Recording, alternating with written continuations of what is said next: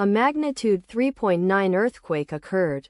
Mindanao, Philippines. 103 kilometers east of Magugpo Poblacion, Philippines or 25 kilometers NNE of Baganga, Philippines. On Thursday, the 26th of June 2025, at 1 hour 59 minutes and 5 seconds local time, the quake had a depth of 10 kilometers and was not felt, or at least not reported so. Data source from EMSC.